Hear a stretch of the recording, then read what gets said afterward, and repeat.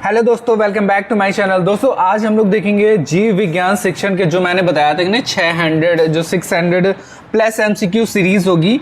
तो बायो का आज हम लोग स्टार्ट कर रहे हैं, फिर इसके बाद धीरे धीरे सबका जितने भी सब्जेक्ट हैं उसका भी स्टार्ट कर देंगे। ठीक है, तो इंपॉर्टेंट क्वेश्चंस रहेंगे, वीडियो को आप लोग देख लीजिएगा अच्छे से, काफ़ी आप लोग के लिए हेल्पफुल रहेगा। ठीक है, और प्लस जो हमने इंपॉर्टेंट टिप्स के बारे में आपको बताया था कि जो पॉइंट्स लिखवाए थे ना, तो उनमें से जो फुल फॉर्म है उसके कुछ पार्ट्स मैंने मतलब कि जो कुछ एमसीक्यूज को नोट्स बना लिए हैं, तो वो भी जल्दी आप लोगों को प्रोवाइड कर देंगे। ठीक है, टेक्नोलॉजी के लिए। ठीक है, तो चलिए स्टार्ट करते हैं। पहला क्वेश्चन इस पे दिया गया है, टैक्सोनॉमी शब्द का अर्थ है। ठीक है, तो इसका आंसर क्या हो जाएगा? फर्स्ट हो जाएगा वर्गीकरण की प्रणाली का। ठीक है, वर्गीकरण एक प्रणाली है, तो इसका फर्स्ट आंसर हो जाएगा। और ब्लूम ने व्यवहार के कितने पक्ष बताए हैं, तो इसका आंसर कितना हो जाएगा? 3 ऑप्शन। ठीक है, तो ब्लूम ने व्यवहार के कितने पक्ष बताए हैं, तो 3 हो जाएगा। फिर है सर्वप्रथम बायोडाइवर्सिटी शब्द का प्रयोग किया। देखिए इंपॉर्टेंट है जो शब्द वाले जो पहले मैंने बताया है कि सर्वप्रथम कोई भी चीज़ हो तो उनको नोट डाउन कर लीजिएगा। तो बायोडाइवर्सिटी शब्द का प्रयोग किसने किया है, तो आंसर हो जाएगा वाटर डी रोसेन ने। ठीक है, देखिए पीडीएफ थोड़ी सी रियल वाली हो गई है। ठीक है, तो थोड़ा सा देख लीजिएगा, वैसे दिख रहा है पूरा साफ साफ इस पे। और क्वेश्चन नंबर 4 में दिया गया, किसी प्रकार के उद्देश्य के अंतर्गत विद्यार्थी जैविक विज्ञान से संबंधित पदों, तत्वों, अवधारणाओं, परिभाषाओं से प्रनियमों तथा सिद्धांतों और प्रक्रियाओं का ज्ञान प्राप्त करते हैं। तो किससे प्राप्त करते हैं? ज्ञानात्मक उद्देश्यों के द्वारा प्राप्त किया जाता है ये सब ज्ञान। ठीक है, तो याद रखिएगा। और क्वेश्चन नंबर 5 में दिया गया है, तीसरे क्रियात्मक पक्ष का वर्गीकरण किसने किया था? बताइए, तीसरे क्रियात्मक पक्ष का जो वर्गीकरण किया है वो ऑप्शन नंबर ए हो जाएगा, सिम्पसन तथा हेरो ने किया था। ठीक है, फिर इसके बाद ब्लूम तथा उनके सहयोगियों ने भावात्मक पक्ष के शैक्षिक उद्देश्यों को कितने वर्गों में विभाजित किया? तो इसका आंसर हो जाएगा 5 वर्गों में विभाजित किया। ठीक है, तो याद रखिएगा ब्लूम तथा उनके सहयोगियों ने भावात्मक पक्ष, ये थोड़ा बहुत पॉइंट याद रखिएगा, 3 पक्ष जो होते हैं, भावात्मक हो गया, क्रियात्मक हो गया और ज्ञानात्मक पक्ष। ठीक है, तो ये तीनों पक्ष में अलग अलग क्वेश्चन पूछा जा सकता है। तो भावात्मक पक्ष में कितने ब्लूम ने और तथा उनके सहयोगी ने वर्ग किए हैं, तो कितने हो जाएंगे? 5। ठीक है, क्वेश्चन नंबर 7, हैरो ने क्रियात्मक पक्ष के, अब देखिए ये आगे हैरो जी आगे, और क्रियात्मक पक्ष के उद्देश्यों को कितने वर्गों में विभाजित किया, तो कितना हो जाएगा? 6 वर्गों में विभाजित किया।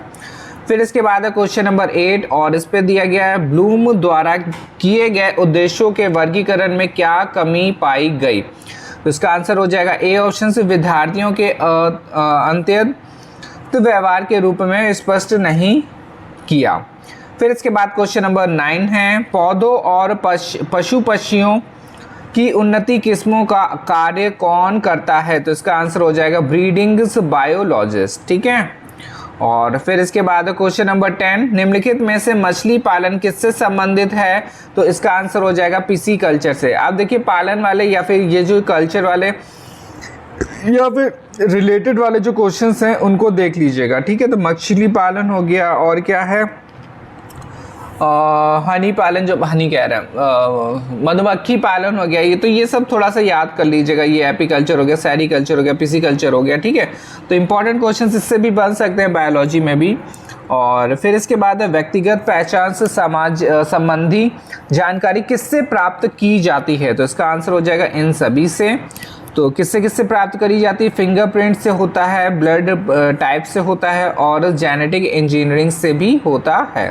ठीक है, और फिर इसके बाद क्वेश्चन दिया गया है, विज्ञान की वह शाखा जिसमें जैविक पदार्थों की बाहरी बनावट तथा बाह्य विशेषताओं का अध्ययन करते हैं, क्या कहलाती है? तो इसका आंसर हो जाएगा डी ऑप्शन, मॉर्फोलॉजी कहलाती है। ठीक है, और अब देखिए एक और इम्पोर्टेंट, यहाँ से एक और चीज़ आप लोग को इम्पोर्टेंट लगेगी कि लॉजी वाले जो भी क्वेश्चन हैं, लॉजी और प्लस बायो से रिलेटेड। ठीक है, तो वो एक बार स्टडी, हम कुल मिला के ये स्टडी वाले आप लोग एक बार क्वेश्चन को रिवाइज कर लीजिएगा, पूरी लिस्ट उठाइएगा और एक बार थोरोली देख लीजिएगा, बस ये मान के चलिए, क्योंकि कोई भी क्वेश्चन पूछा जा सकता है। ठीक है, फिर इसके बाद है बायोलॉजी शब्द की उत्पत्ति किस भाषा के शब्द से हुई है, तो आंसर क्या हो जाएगा ग्रीक। ठीक है, तो ग्रीक भाषा से हुई है बायोलॉजी शब्द की उत्पत्ति। और नेक्स्ट है बायोलॉजी शब्द का अर्थ होता है, बताइए, तो इसका अर्थ क्या होता है, जीवन का अध्ययन करना। ठीक है, तो बायोलॉजी शब्द और बायोलॉजी की उत्पत्ति दोनों इंपॉर्टेंट है।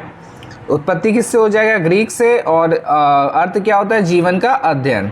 फिर है पृथ्वी पर उपस्थित वस्तुओं को हम कितने घटकों में विभाजित कर सकते हैं, तो इसका आंसर हो जाएगा 2 घटकों में विभाजित कर सकते हैं। फिर है कोशिका की खोज किसने की, तो आंसर क्या हो जाएगा, रॉबर्ट हुक हो जाएगा, कोशिका की खोज। ठीक है, आप देखिए जो खोज वाले भी एक बार लिस्ट पूरी आप लोग देखिएगा, बहुत सारे क्वेश्चन से इससे रिलेटेड आप लोग को मिल जाएंगे। ठीक है, तो रॉबर्ट हुक याद रखिएगा, रॉबर्ट हुक ने कोशिका की खोज की है।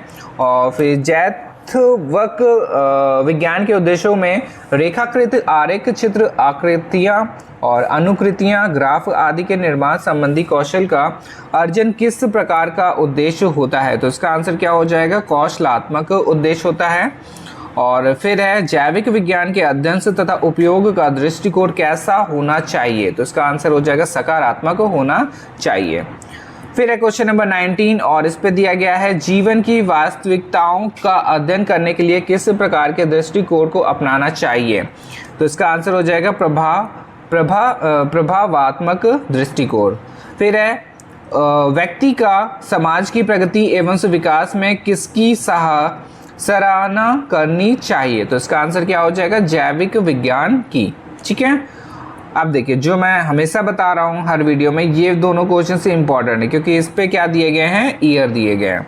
तो प्रथम ज्ञानात्मक पक्ष का वर्गीकरण ब्लूम ने कब किया, देखिए ये वाले क्वेश्चंस क्या है, फिजिकल साइंस में भी हम लोगों ने पढ़े थे। ठीक है, तो कब किया है, तो आंसर क्या हो जाएगा, 1956 में किया है।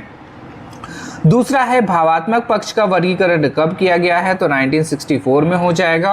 और तीसरा है क्रियात्मक पक्ष का वर्गीकरण कब किया गया, तो आंसर हो जाएगा 1966 एवं से 1972। ठीक है, 1972 देख लीजिएगा एक बार। और फिर इसके बाद है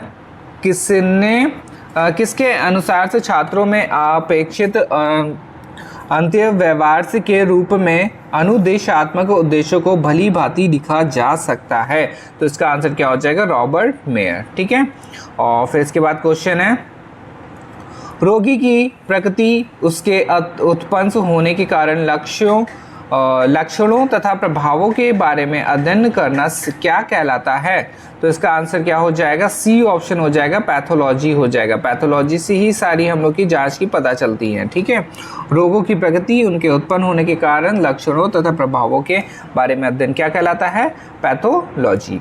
फिर इसके बाद है ऐसा कार्य जिसमें रोगों, शारीरिक मानसिक अक्षमताओं डिसेबिलिटीज तथा चोटों का इलाज बाह्य जैविक तरीकों से किया जाता है, बताइए उसको क्या कहते हैं, तो इसका आंसर क्या हो जाएगा, फिजियोथेरेपिस्ट। ठीक है, फिर रेशम के कीड़ों का उत्पादन करना क्या कहलाता है, तो इसका आंसर हो जाएगा सेरीकल्चर। ठीक है, रेशम के कीड़ों का उत्पादन करना क्या कहलाता है, सेरीकल्चर कहलाता है। फिर है सब्जियों, फलों तथा सजावट के पौधों के उत्पादन का क्या कहते हैं, तो उसको क्या कहते हैं, हॉर्टिकल्चर बोलते हैं उसको।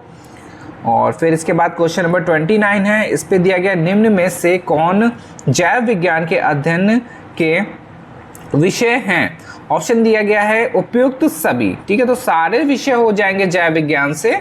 और इस पे पहला क्या दिया गया, जैव भौतिक है, फिर मॉलिक्यूलर बायोलॉजी है, फिर है विकासात्मक जीव विज्ञान है।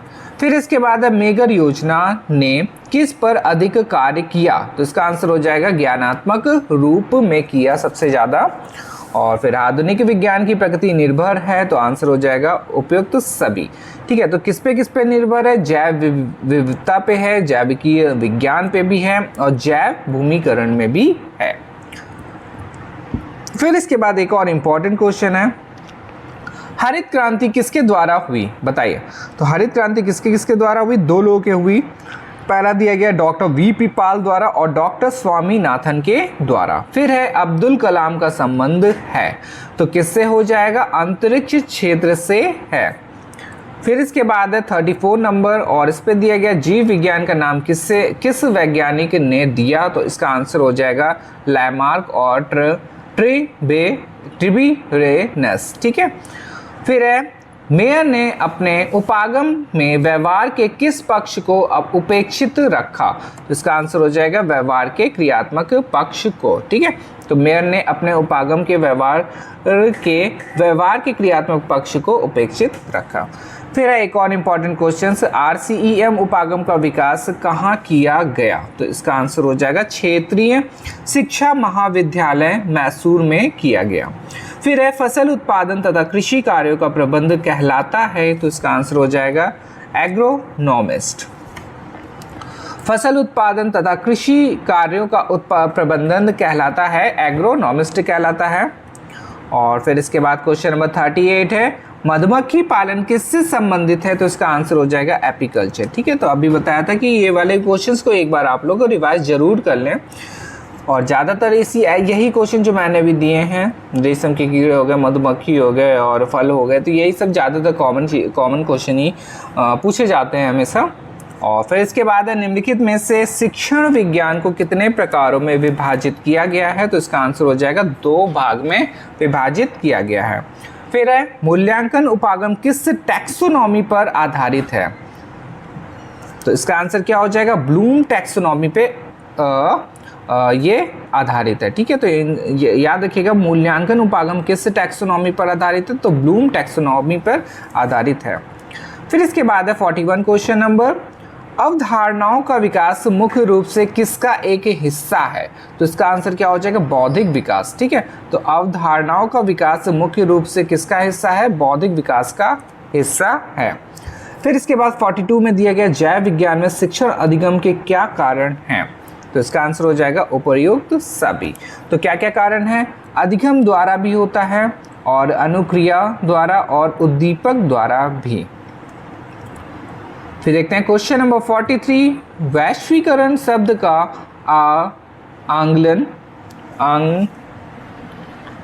शब्द किसका रूपांतर है, तो इसका आंसर क्या हो जाएगा ग्लोबलाइजेशंस। ठीक है। ग्लोबलाइजेशंस शब्द से हो जाएगा इसका।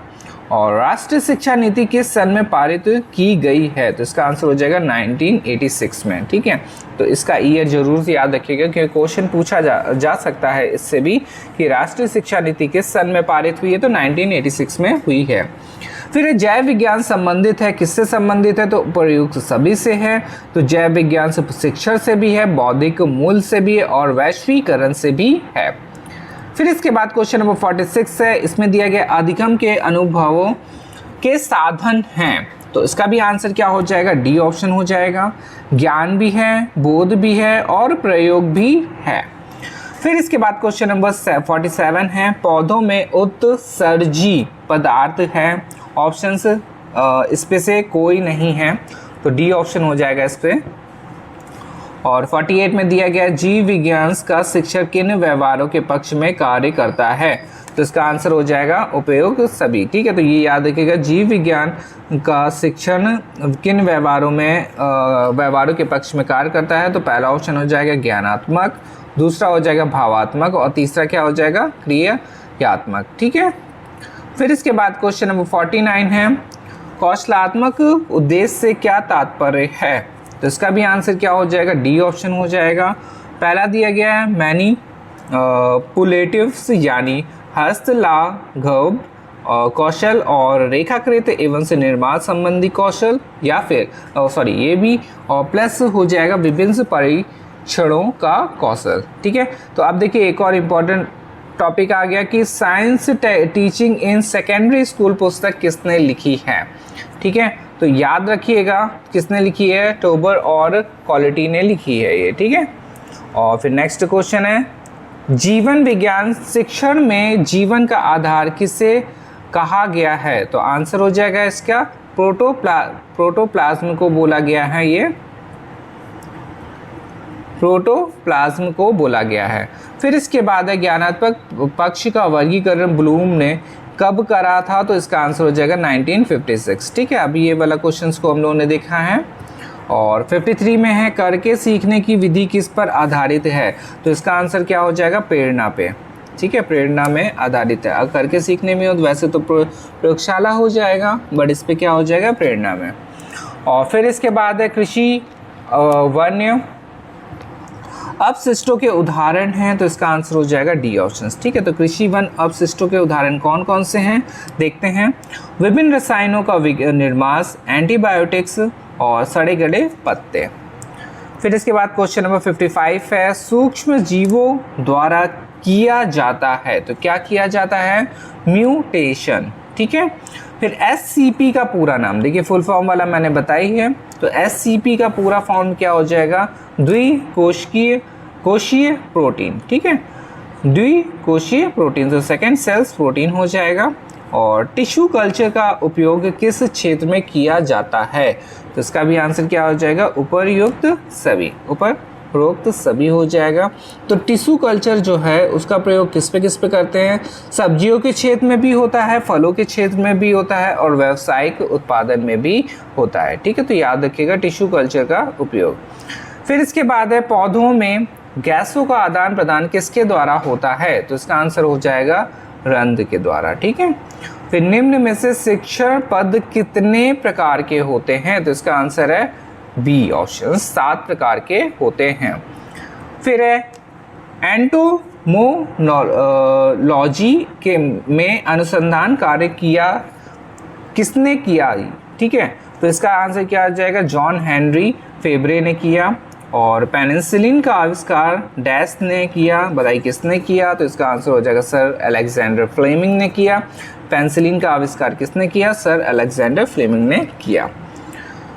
फिर इसके बाद क्वेश्चन नंबर 62 है और इस पे दिया गया है, कृत्रिम उपकरणों तथा अंगों के निर्माण व उपयोग संबंधी कार्य हैं टेस्ट, तो इसका आंसर क्या हो जाएगा, बायोमेडिकल इंजीनियरिंग के कार्य हैं ये सब।